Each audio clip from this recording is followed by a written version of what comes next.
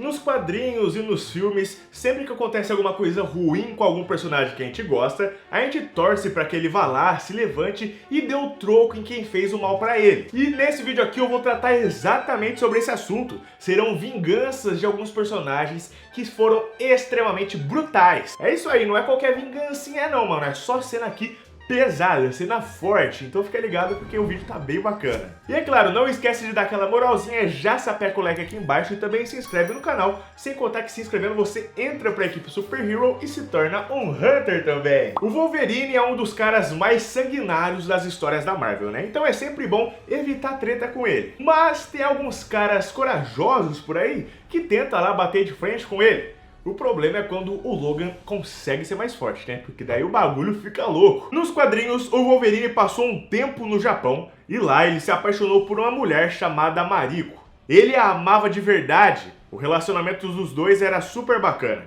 Ela fazia muito bem pra ele, ainda mais com o fato de que ele só tinha se ferrado na vida o tempo todo. Então ele encontrou nela um ponto de paz. O namoro dos dois não era perfeito, é claro, né? Tinha lá suas complicações, ainda mais que a família da Mariko era da Yakuza, né? Fazia parte lá da Yakuza. Ou seja, ela tinha ligação com o submundo do crime. Mas mesmo assim, na maior parte do tempo, os dois se davam muito bem, sabe? Eles se amavam de verdade. Porém, um homem chamado Matsu Tsurayaba acabou por matar envenenada a Mariko.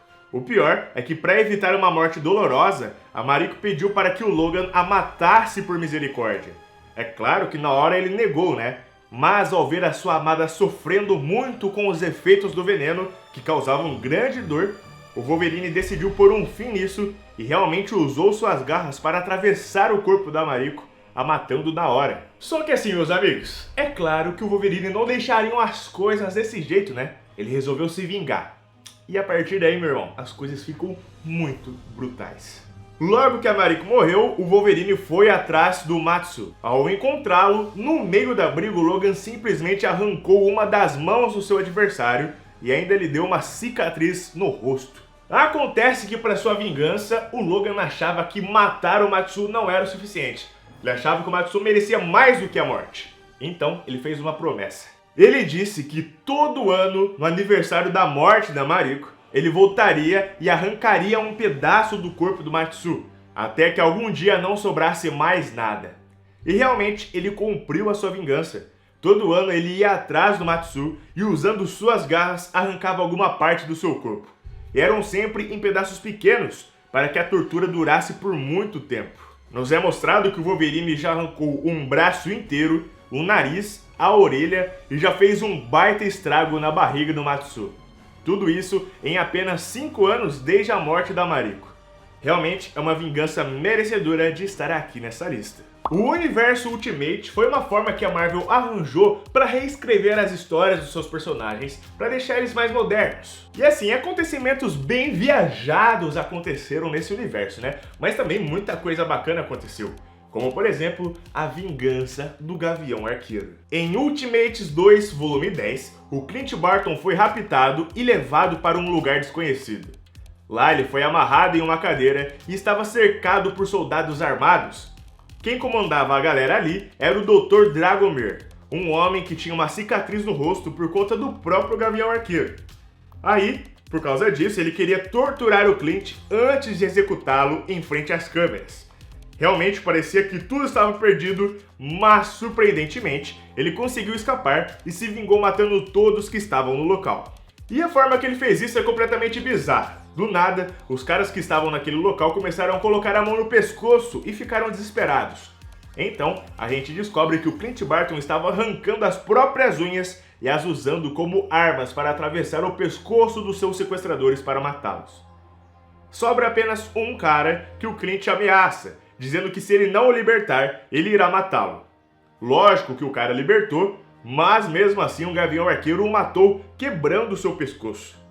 Acontece que aquele Dr. Dragomir ainda não tinha morrido e ele atacou o Clint, mas com facilidade o herói jogou ele na parede e o matou com socos. Pois é, quem diria que o Gavião Arqueiro seria tão brabíssimo assim, né? Se tem um cara que gosta de matar criminoso, esse cara é o Justiceiro. E o selo Justiceiro Max é uma série de edições onde mostra histórias muito pesadas sobre o personagem. Só tem cenas assim que, tipo, os caras não se importam que sejam muito obscuras, sabe? Muito bizarras, de forte, porque o bagulho é pesadão, mano. Pois então, em um arco dessas séries de publicações, o Justiceiro descobriu que existia um grupo lá que traficava mulheres para vendê-las, né, como escravas sexuais. Além disso, esse grupo também tinha matado lá o filho de uma mulher. E então, ele decidiu vingar todas essas pessoas que sofreram na mão desse grupo. E aí, a coisa fica bem sanguinária. O Justiceiro encontra e mata os 3 principais chefes dessa máfia, cada um de uma forma mais grotesca do que a outra. O primeiro, ele simplesmente rapta, usa entorpecentes para deixá-lo drogado, o leva para uma floresta e, usando uma faca, rasga a sua barriga e espalha as tripas pelas árvores enquanto o interroga, e depois o deixa lá para morrer. A segunda é uma mulher. O Frank vai até o prédio onde ela estava e tenta jogá-la pela janela, porém ele descobre que a janela é blindada.